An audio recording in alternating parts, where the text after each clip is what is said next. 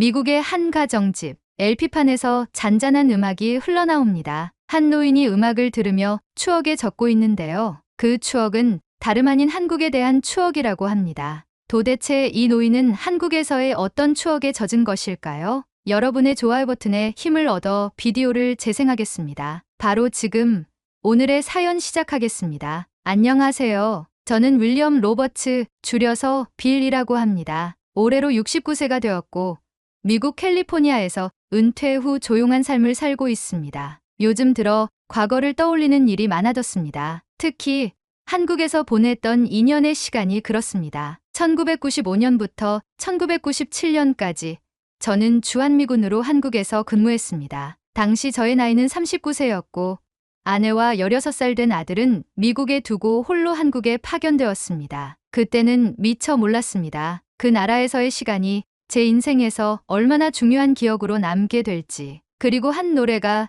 제 가슴을 이토록 깊이 파고들게 될지. 거실 한쪽에 놓인 전축에서 LP판이 천천히 돌아가고 있었습니다. 기타 선율이 흘러나오고 낮고 담담한 한국 가수의 목소리가 공간을 채웠습니다. 저는 조용히 눈을 감았습니다. 그리고 자연스럽게 30년 전 한국에서의 기억들이 떠올랐습니다. 당시 저는 한국에서의 생활에 제법 익숙해진 상태였습니다. 군사기지에서의 일상은 바빴지만 가끔씩 서울 거리를 걷는 것이 작은 즐거움이었습니다. 특히 저는 용산 기지 근처의 작은 음악 카페를 자주 찾곤 했습니다. 그곳에서는 늘 한국 노래가 흘러나왔고 저는 아무 생각 없이 커피를 마시며 음악을 들었습니다. 그러던 어느 날 처음 듣는 노래가 저의 귀를 사로잡았습니다. 잔잔한 기타 선율과 쓸쓸한 한 남자의 목소리. 가사를 정확히 이해할 순 없었지만 이상하게도 그 감정만큼은 뼛속까지 전해졌습니다. 이 노래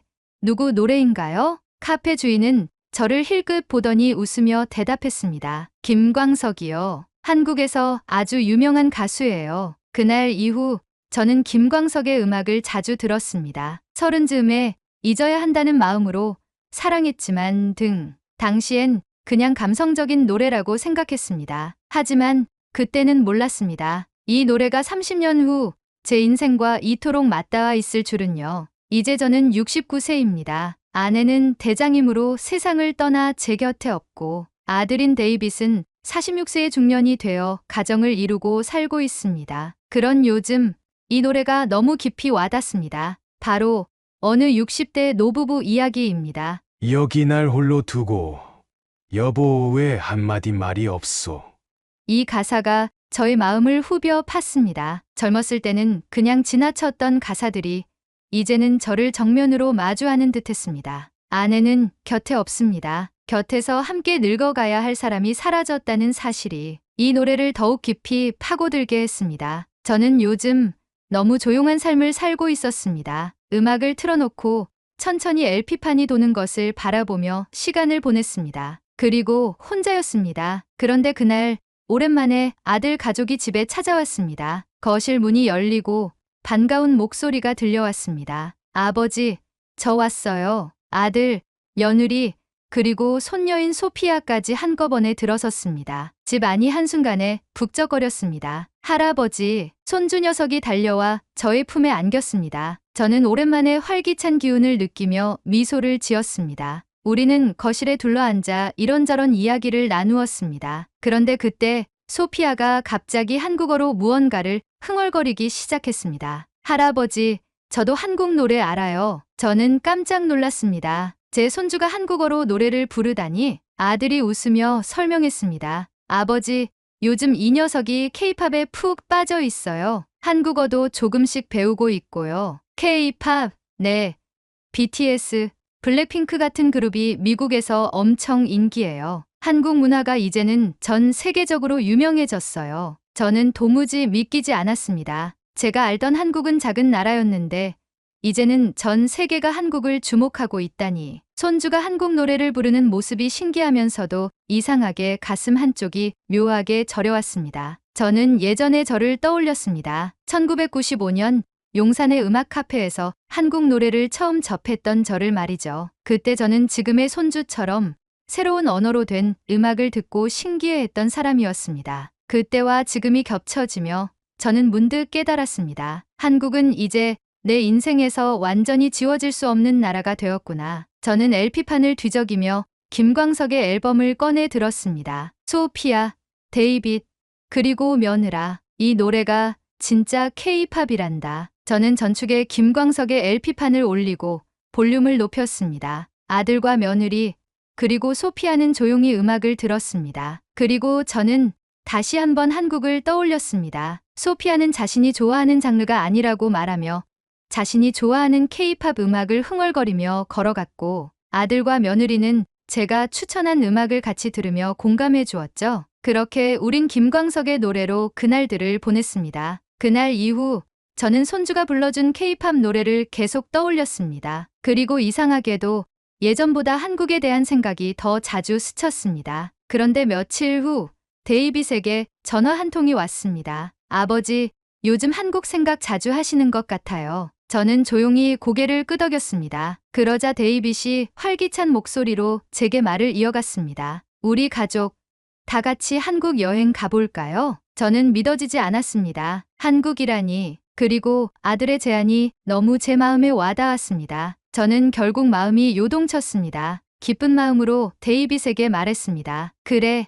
가자. 30년 만에 다시 한국으로 가보자. 비행기 바퀴가 활주로에 닿으며 기체가 살짝 흔들렸습니다. 저는 창밖을 바라보았습니다. 착륙 직전까지도 실감하지 못했지만 정말로 30년 만에 다시 한국을 찾았다는 것이 비로소 실감났습니다. 빛바랜 기억 속의 공간이 그대로 남아있을 줄 알았지만 어쩐지 낯설게 느껴졌습니다. 그 순간 기내 방송이 울려 퍼졌습니다. 신사숙녀 여러분, 인천국제공항에 오신 것을 환영합니다. 인천국제공항? 순간 낯선 단어가 귀에 들어왔습니다. 제가 한국에서 근무하던 당시 한국의 국제공항은 김포공항이었습니다. 그때는 인천에 이런 공항이 없었습니다. 옆자리에서 손녀 소피아가 작은 목소리로 말했습니다. 드디어 한국이에요. 저는 그녀를 바라보았습니다. 이 여행을 가장 기대하고 있는 소피아는 큰 목소리로 기쁨을 표현하고 있었고, 아들과 며느리는 그런 소피아를 보고 웃으며 짐을 챙겼습니다. 그리고 우리는 수화물을 찾는 곳에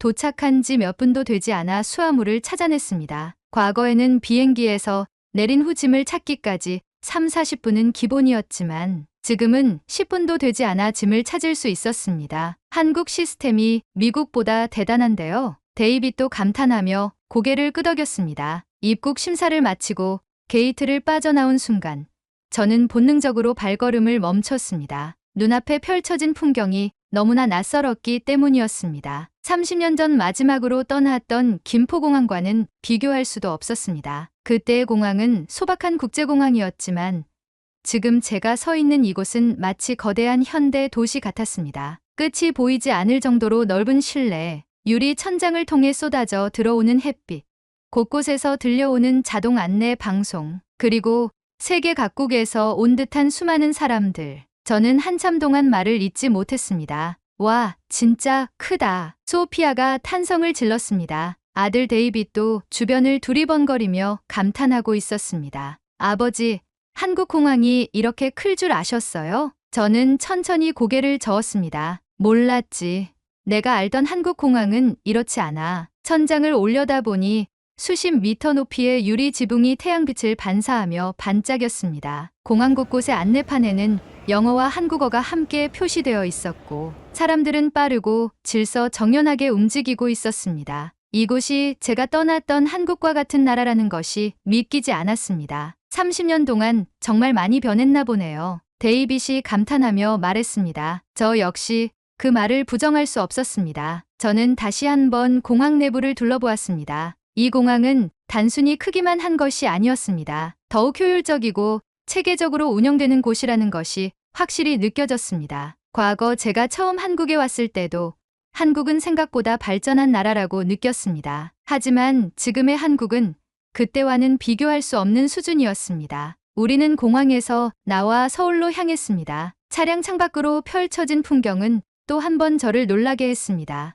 30년 전과 비교했을 때 서울로 가는 길이 완전히 달라져 있었습니다. 고층 빌딩이 끝없이 늘어선 풍경, 과거보다 훨씬 정돈된 도로, 그리고 도로 위를 달리는 수많은 자동차들과 최신식 버스들. 우와, 저 버스 전기차인가 봐요. 소피아가 창밖을 가리키며 말했습니다. 저는 시선을 돌려 바라보았습니다. 도로 위에는 수많은 최신식 차량들이 달리고 있었습니다. 과거 제가 한국에서 보았던 낡은 자동차들과는 전혀 다른 모습이었습니다. 아버지, 한국이 정말 많이 변했죠? 데이빗이 물었습니다. 저는 천천히 고개를 끄덕였습니다. 그래, 정말 많이 변했구나. 하지만 이 변화가 마냥 반갑지만은 않았습니다. 저는 여전히 이곳이 낯설게만 느껴졌습니다. 서울 시내로 들어서자 저는 또 한 번 놀랐습니다. 거리는 더 넓어졌고 건물들은 더 높아졌으며 사람들은 더 다양해졌습니다. 길거리에는 다양한 국적의 사람들이 섞여 있었고 곳곳에서 외국어가 들려왔습니다. 서울이 이렇게 국제적인 도시일 줄 상상도 못했어요. 한국 문화의 영향 때문일까요? 며느리가 신기하다는 듯 말했습니다. 저 역시 이곳이 과거의 그곳이 맞는지 의심스러울 정도였습니다. 그리고 문득 저는 한국에서 보냈던 젊은 날의 기억이 떠올랐습니다. 그때도 저는 똑같이 거리 위를 걸었고 이곳에서 많은 추억을 만들었습니다. 하지만 이 거리는 수많은 변화들로 인해 낯설어짐이 더욱 커져만 갔습니다. 30년의 세월이란 이런 것이구나. 저는 서울의 풍경을 바라보며 과거와 현재가 교차하는 묘한 감정에 빠져들었습니다. 숙소로 향하는 길, 창밖으로 보이는 풍경은 여전히 낯설었고 도시는 30년 전보다 훨씬 크고 복잡해 보였습니다. 과거에도 서울은 번잡한 도시였지만 지금의 서울은 그때와는 전혀 다른 모습이었습니다. 저는 창밖을 바라보며 묘한 기분이 들었습니다. 숙소에 짐을 풀고 간단한 휴식을 취한 후 우리는 서울 거리를 걸어 보기로 했습니다. 소피아는 이미 스마트폰을 꺼내 한국의 인기 있는 장소들을 검색하고 있었습니다. 며느리도 관심이 많은 듯 소피아 옆에서 화면을 들여다보고 있었습니다. 먼저 어디부터 가볼까? 아버지 가보고 싶은 곳 있으세요? 아들 데이빗이 물었습니다. 일단 가볍게 걸으면서 구경하는 게 좋겠어. 30년 만에 돌아온 곳이니 천천히 둘러보고 싶구나. 저는 조용히 답하며 주변을 살폈습니다. 건물들은 모두 현대적인 디자인으로 바뀌어 있었고 곳곳에 보이는 간판들은 한국어뿐만 아니라 영어, 중국어, 일본어로도 적혀 있었습니다. 길거리를 걷는 사람들 역시 다양했습니다. 한국인뿐만 아니라 외국인들도 많았고 곳곳에서 영어와 다른 외국어가 들려왔습니다. 과거에도 외국인들이 있었지만 지금은 확연히 그 수가 늘어난 것이 느껴졌습니다. 아버지가 군복무 하실 때보다 많은 게 바뀐 것 같네요. 한국이 엄청 글로벌한 나라처럼 보여요. 아들이 감탄하며 말했습니다. 저도 고개를 끄덕였습니다. 내가 근무하던 시절에는 이런 풍경을 상상도 못했지. 이렇게 현대적이고 높은 빌딩들을 보니 감회가 새롭구나. 길을 걷던 중 저는 어느 작은 카페 앞에서 발걸음을 멈췄습니다. 문 앞에서 희미하게 들려오는 노랫소리가 귀를 사로잡았습니다. 그 순간 제 심장이 순간적으로 멈춘 듯한 느낌이 들었습니다. 김광석의 노래 서른즈음에 였습니다. 30년 전 한국에서 처음 듣고 감동했던 목소리가 이제 다시 제 앞에서 울려 퍼지고 있었습니다. 아버지, 아들이 저를 바라보며 말을 걸었지만 저는 한동안 아무 말도 할 수 없었습니다. 이곳에서 다시 이 노래를 듣게 될 줄이야. 저는 가족들에게 양해를 구하고 조용히 카페 안으로 들어갔습니다. 내부는 아늑하고 따뜻한 분위기였습니다. 벽 한쪽에는 오래된 레코드판과 함께 김광석의 사진이 걸려 있었습니다. 할아버지, 이 가수 좋아해요? 저번에 할아버지 집에서 들었던 노래를 부른 가수 같은데 손녀 소피아가 호기심 가득한 얼굴로 물었습니다. 아주 오래전 내가 한국에서 근무하던 시절에 좋아했던 가수란다. 저는 자리에 앉아 조용히 커피를 주문했습니다. 아들은 제 맞은편에 앉으며 물었습니다. 아버지, 이 가수에 대한 추억이 있으세요? 집에서도 계속 들으시잖아요. 저는 잠시 생각에 잠겼다가 천천히 입을 열었습니다. 내가 한국에 처음 왔을 때 이 가수의 노래를 듣고 알 수 없는 감정에 빠졌었지. 그때는 그냥 좋은 노래라고 생각했어. 하지만 지금 이 나이가 되고 나서 다시 들으니 그때와는 전혀 다른 느낌이구나. 아들은 조용히 제 말을 들었습니다. 저는 창밖을 바라보며 과거 한국에서 보냈던 시간들을 떠올렸습니다. 카페를 나와 다시 거리를 걷는 동안 저는 여러 가지 생각이 머릿속을 스쳤습니다. 한국은 많은 발전을 이룬 나라가 되었고 모든 것이 편리해졌고 사람들은 더욱 자유롭고 여유로워 보였습니다. 아버지, 한국 생활할 때 추억이 되살아나시나 봐요. 그때처럼 한국에서 살고 싶다는 생각이 드세요? 데이빗이 조심스럽게 물었습니다. 하지만 저는 한동안 대답을 하지 못했습니다. 한국은 이제 더 이상 제가 알던 한국이 아니었습니다. 30년이란 시간 동안 모든 것이 변했습니다. 하지만 이 낯선 변화 속에서도 저는 여전히 이 나라에 대한 애착을 가지고 있었습니다. 잘 모르겠구나. 하지만 확실한 건 나는 이곳이 여전히 좋다는 거야. 저는 그렇게 대답했습니다. 그날 저녁,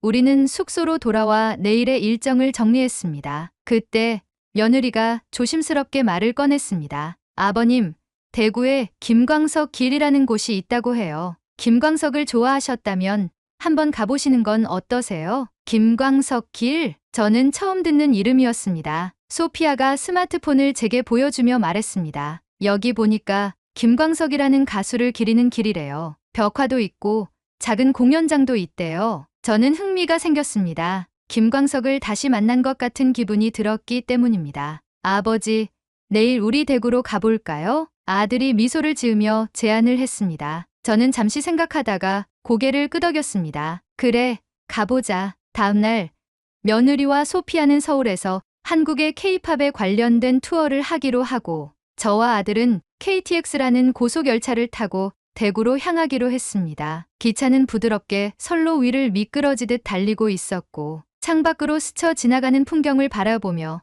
저는 깊은 생각에 잠겼습니다. 대구, 내가 한 번도 가본 적 없는 도시. 하지만 저는 특별한 이유로 그곳을 찾고 있었습니다. 바로 김광석이었죠. 대구에 도착한 우리는 택시를 타고 김광석 길로 향했습니다. 택시에서 내려 이정표를 보니 좁은 골목으로 방향을 가리키고 있었고 저와 데이빗은 천천히 김광석 길을 걸었습니다. 좁은 골목길을 따라 김광석의 사진과 벽화들이 이어졌고 거리 곳곳에서는 그의 노래가 잔잔하게 흘러나오고 있었습니다. 이곳이 김광석을 기리는 길이구나. 저는 천천히 걸으며 벽화를 하나씩 바라보았습니다. 그의 젊은 시절 모습, 기타를 들고 노래하는 모습, 그리고 그의 노랫말이 적혀 있는 벽들. 아버지, 여기 벽에 가사도 적혀 있는 것 같은데요. 아들 데이빗이 손으로 가리킨 곳에는 제가 가장 좋아하는 노래 일어나의 가사가 적혀 있었습니다. 그 순간 가슴 깊은 곳에서부터 묵직한 감정이 밀려왔습니다. 그동안 무덤덤하게 흘려보냈던 가사들이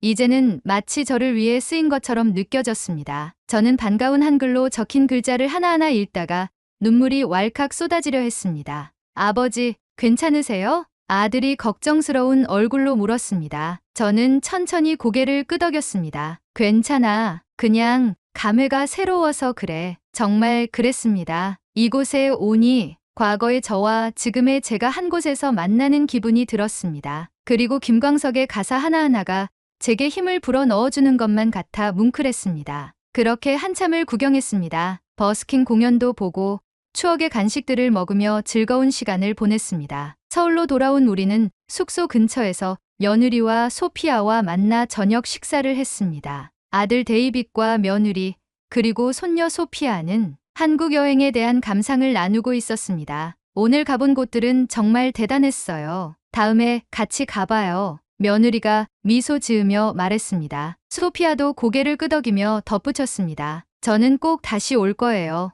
다음에는 친구들이랑 한국에 여행 올 거예요. 저는 조용히 그들의 이야기를 듣고 있었습니다. 아버지, 무슨 생각하세요? 데이빗이 조심스럽게 물었습니다. 그러자 며느리와 소피아는 김광석 길이 어땠는지 물었습니다. 저는 술잔을 내려놓으며 천천히 입을 열었습니다. 한국이 참 많이 변한 것 같구나. 하지만 신기한 건 변하지 않은 것도 있다는 거야. 어떤 점이요? 사람들, 그리고 이곳이 주는 감정들. 분명 모든 것이 변했지만 김광석의 노래처럼 제 마음속에 남아있는 한국은 여전히 같은 모습이었습니다. 그리고 며칠간 가족들과 즐거운 한때를 보내고 난 후 우리는 다시 인천국제공항으로 향했습니다. 출국 수속을 마친 후 비행기 탑승을 기다리며 창밖을 바라보았습니다. 한국을 다시 올 일이 있을까? 이 질문이 머릿속을 떠나지 않았습니다. 하지만 현실적으로 생각했을 때 저는 이미 미국에서 평생을 살아왔고 지금도 미국에 제 집과 생활이 있었습니다. 아버지, 다음에도 다 같이 한국에 오면 좋겠어요. 데이빗이 웃으며 말했습니다. 저는 한동안 대답하지 못했습니다. 하지만 가슴 깊은 곳에서부터 하나의 생각이 꿈틀대기 시작했습니다. 한국에서 제2의 삶을 살아보는 건 어떨까? 비행기에 탑승한 후에도 저는 창밖을 바라보며 생각에 잠겨 있었습니다. 30년 전 저는 가족을 위해 한국을 떠났습니다. 그때는 돌아가야 할 이유가 너무나도 분명했습니다. 하지만 이제는 다릅니다. 아들은 이미 자신의 가정을 이루었고 저는 더 이상 누군가를 부양할 필요가 없습니다. 그리고 제 마음은 여전히 한국을 향하고 있었습니다. 비행기가 천천히 활주로를 이동하기 시작했습니다. 그 순간 저는 결심했습니다. 다시 한국으로 돌아오자. 이번에는 군인이 아닌 그저 한국을 사랑하는 한 사람으로. 아버지, 무슨 생각하세요? 아들이 묻자 저는 미소를 지으며 답했습니다. 한국 다시 올 생각을 하고 있어. 데이빗은 제 표정을 보고는 무언가를 느낀 듯 고개를 끄덕였습니다. 그럼 다음에는 진짜 이곳에서 오래오래 여행하시는 것도 생각해 보세요. 그래, 고맙구나. 비행기가 점점 속도를 올리며 활주로를 달리기 시작했습니다. 창밖으로 인천국제공항이 점점 멀어졌습니다. 저는 미국에 돌아와 다시 일상을 보내고 있습니다. 하지만 머릿속에는 계속해서 한국에서의 시간이 떠오릅니다. 그리고 저는 요즘 한국에서 살 수 있는 방법을 하나씩 알아보고 있습니다. 이 글을 읽는 분들 중 비슷한 고민을 해본 분들이 있다면 꼭 이야기 나누고 싶습니다. 한국은 제게 여전히 특별한 나라입니다. 그리고 저는 이제 그곳에서 새로운 시작을 해보려 합니다. 나 같은 사람도 한국에서 살 수 있을까요? 일어나서 다시 한번 해보고 싶네요. 한국에서의 삶 말이에요. 오늘의 사연은 여기까지입니다. 김광석의 노랫말처럼 다시 한번 일어나 보는 것은 어떨까요? 김광석의 명곡들 중 추천하고 싶은 노래들과 오늘의 주인공이 고민하는 한국에서의 삶이 어떨지 여러분의 조언을 댓글로 남겨주세요. 오늘의 비디오가 공감이 되신다면 구독, 좋아요 한 번씩 부탁드리겠습니다. 그리고 여러분의 댓글은 제게 큰 힘이 됩니다. 다음엔 더 흥미로운 사연으로 여러분을 찾아뵙겠습니다. 시청해주셔서 감사합니다.